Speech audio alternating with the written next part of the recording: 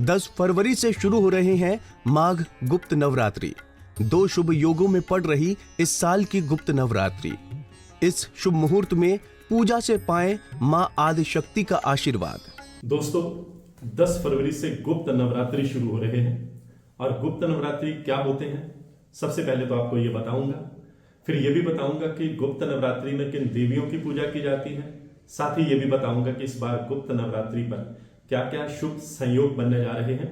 इसलिए इस पोस्ट को अंत तक जरूर देखिएगा। सभी दर्शकों को मेरा गुरमीत बेदी का नमस्कार। मेरे YouTube channel astrologer Gurmeet Bedi में आप सबका हार्दिक स्वागत है। हिंदू धर्म में नवरात्रि का विशेष महत्व होता है। देवी के भक्तों को बड़ी शिद्दत से नवरात्रि का इंतजार रहता है। नवरात्रि के 9 दिन मां दुर्गा के अलग अलग स्वरूपों की पूजा की जाती है। शास्त्रों में कुल 4 प्रकार के नवरात्रि का वर्णन है: शरद नवरात्रि, चैत्र नवरात्रि, माघ नवरात्रि और आषाढ़ नवरात्रि। साल की 2 नवरात्रि को ज्यादातर लोग जानते हैं, जो चैत्र नवरात्रि और शारदीय नवरात्र कहलाते हैं। वहीं 2 नवरात्रि के अलावा भी 2 नवरात्र होते हैं जिन्हें गुप्त नवरात्र कहा जाता है। ये गुप्त नवरात्र माघ और आषाढ़ माह में आते हैं। माघ माह में पड़ने के कारण इन नवरात्रि को माघी नवरात्र भी कहा जाता है। गुप्त नवरात्रि की पूजा के 9 दिनों में मां दुर्गा के 9 स्वरूपों के साथ साथ 10 महाविदाओं की पूजा का भी विशेष विधान है। इस दौरान मां की आराधना गुप्त रूप से की जाती है। मान्यता है कि गुप्त नवरात्रि के साधना काल में मां शक्ति का जप, तप, अनुसंधान, ध्यान आदि गुप्त तरीके से करने से जीवन में आ रही तमाम बाधाएं खत्म होने लगती हैं।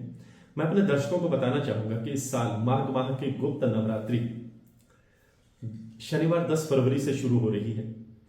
इस दिन रवि योग और स्वार्थ सिद्धि योग भी बन रहे हैं, जिससे इस दिन का महत्व और बढ़ गया है। 18 फरवरी रविवार के दिन गुप्त नवरात्रि का समापन होगा। गुप्त नवरात्रि में 10 महाविदाओं मां काली, तारा देवी, त्रिपुर सुंदरी, भुवनेश्वरी, मां छिन्नमस्ता, त्रिपुर भैरवी, मां धूमावती, मां बगलामुखी, मां तंगी और कमला देवी की साधना की जाती है। मैं अपने दर्शकों को बताना चाहूंगा कि नवरात्रि के प्रथम दिन ईशान कोण में शुभ मुहूर्त में कलश स्थापित किया जाता है। कलश स्थापना का जो शुभ मुहूर्त है वो 10 फरवरी को सुबह 8:44 से सुबह 10:11 तक रहने वाला है। और जो अभिजीत मुहूर्त है वो 10 फरवरी दोपहर 12:12 से 12:59 तक रहने वाला है। मैं अपने दर्शकों को बताना चाहूंगा कि गुप्त नवरात्रि मुख्य रूप से मां दुर्गा को प्रसन्न करने के लिए व तंत्र साधना के लिए मनाई जाती है। मान्यता है कि गुप्त नवरात्रि में मां दुर्गा की पूजा को जितना गुप्त रखा जाता है, फल उतना ही ज्यादा मिलता है। जो साधक तंत्र मंत्र की सिद्धियां प्राप्त करना चाहते हैं उनके लिए गुप्त नवरात्रि के दिन बेहद खास होते हैं। इसमें वो साधक गुप्त स्थान पर रहते हुए 10 महाविदाओं की साधना में लीन रहते हैं।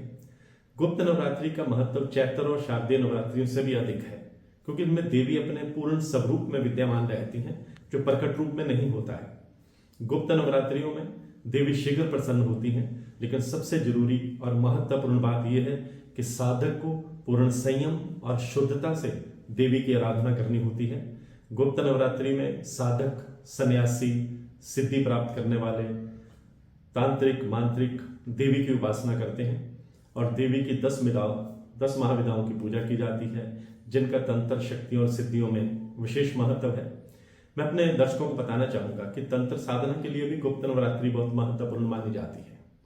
9 दिनों तक अघोरी और तांत्रिक दुर्लभ सिद्धियां प्राप्त करने के लिए गोपनीय तरीके से इन 10 शक्तियों की आराधना करते हैं। गुप्त नवरात्रि को खास तौर पर विशेष मनोकामना पूर्ति और सिद्धियां पाने के लिए मनाई जाती है। गृहस्थ जीवन वालों को इस नवरात्रि में देवी के सात्विक पूजा ही करनी चाहिए। तो आज की पोस्ट में बस इतना ही। चलते चलते एक बार फिर से अपने दर्शकों को बता दूं कि 10 फरवरी से गुप्त नवरात्र शुरू हो रहे हैं। मैं गुरमीत बेदी।